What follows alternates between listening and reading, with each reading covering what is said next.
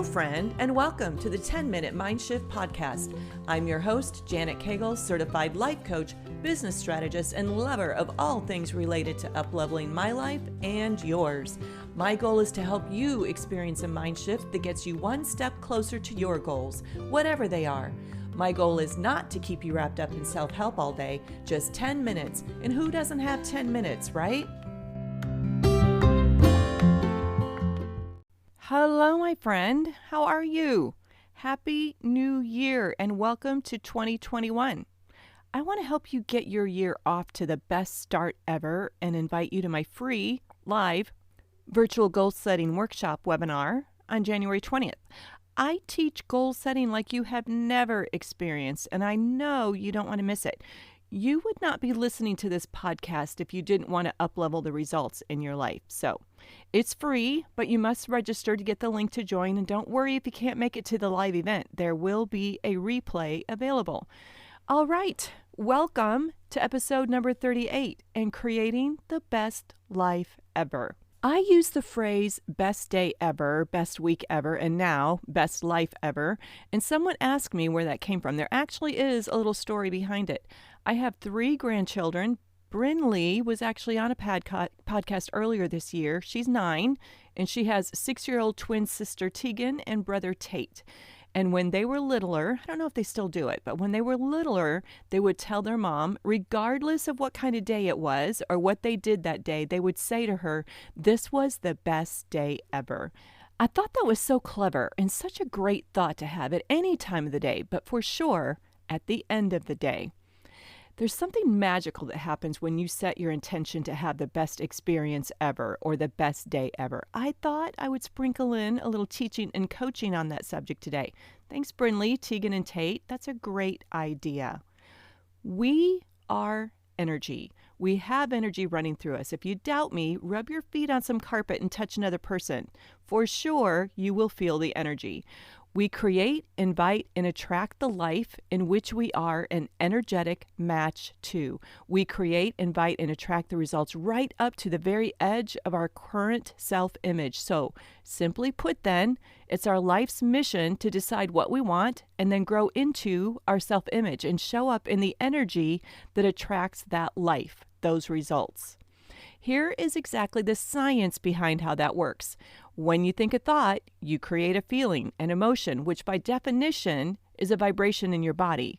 Depending on the emotion that you are generating with the thought that you are having, you are creating the energy in which you will walk through the day and the energy that fuels your actions or inaction. It fuels how you are showing up in the world.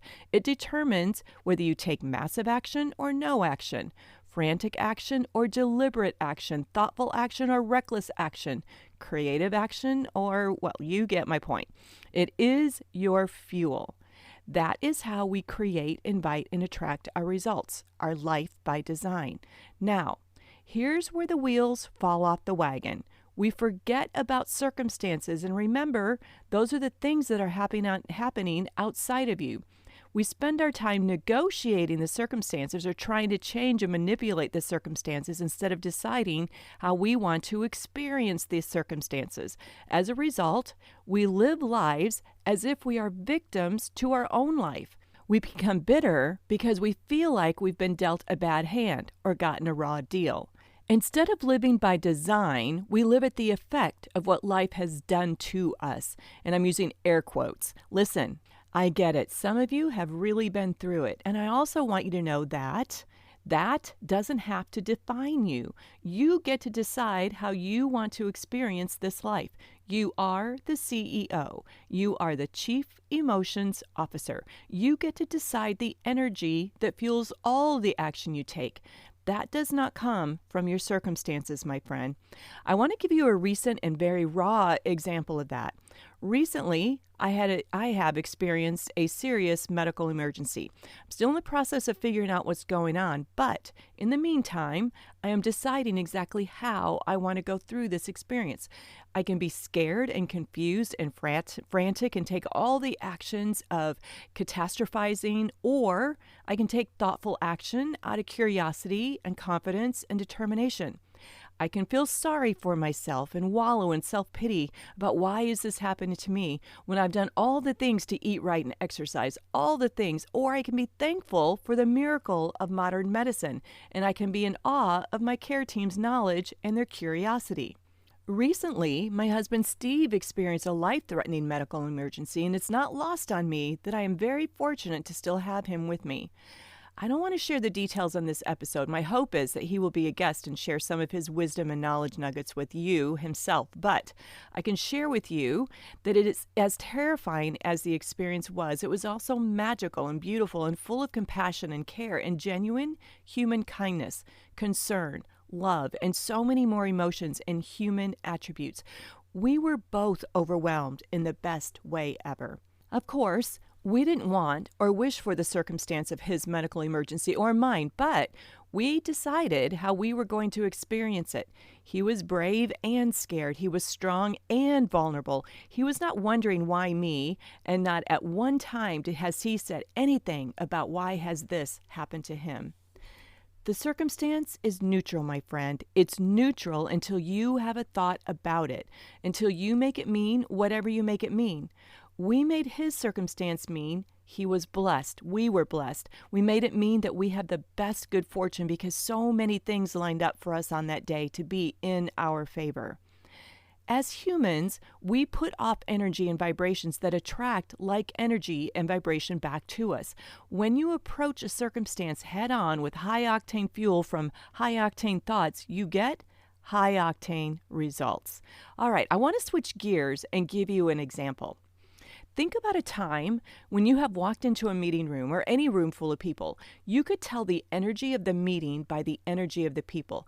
Think about the different vibes that you got from different people. Some people were probably warm and friendly and some were not, depending on what they were thinking and what they were feeling, a certain emotion. And that emotion was emitting a vibe. What vibration was more attractive to you? The positive vibe? The negative vibe? Don't judge yourself, but if you find yourself surrounded by negative people all the time, it's because of your energy attracting them. Let me give you another example.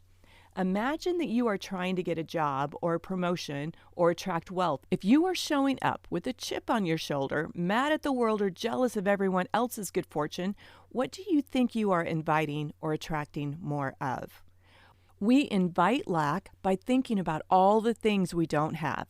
We invite scarcity by talking about what we can't afford. We invite drama by talking about other people and their drama. We invite anxiety and overwhelm by stating those emotions as how we feel, as that's just the way we are. So here is how to have the best life ever. Step 1. Focus on what you want that you already have and love. Every day this week, I want you to notice all of the things all around you that you love, that you already have, all the amazing colors that you see, the sounds that you hear.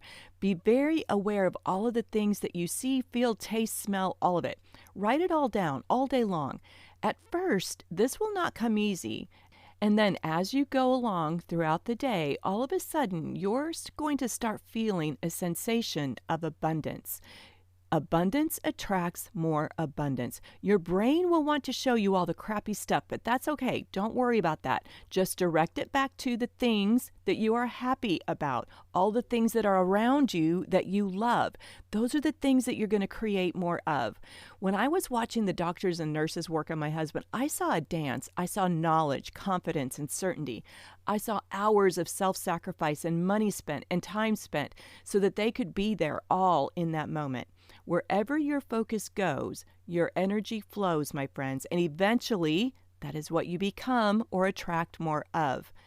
Step 2, decide what you want more of in your life. We spend a lot of time thinking about what we don't want or what we don't like. Flip the script. What do you want more of in your life? Step 3, choose the thoughts and emotions that support what you want to experience in your life, regardless of the circumstances that you are facing. Listen, it's always easy to do this when it feels like you are in favor and life is going your way, but the key is to practice this when it feels like it's not going your way.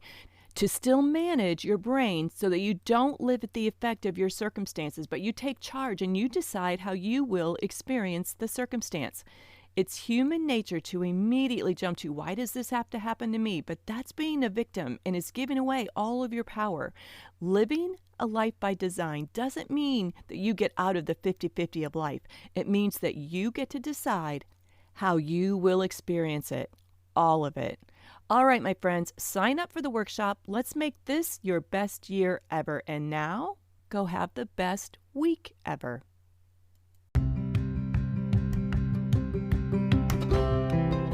That's a wrap of the 10-Minute Mind Shift podcast. I hope that you were able to experience your own mind shift today. Listen, if you're ready to take this work to the next level, I highly recommend Life by Design Academy. It's my one-on-one coaching program that offers you a transformation at the speed of life.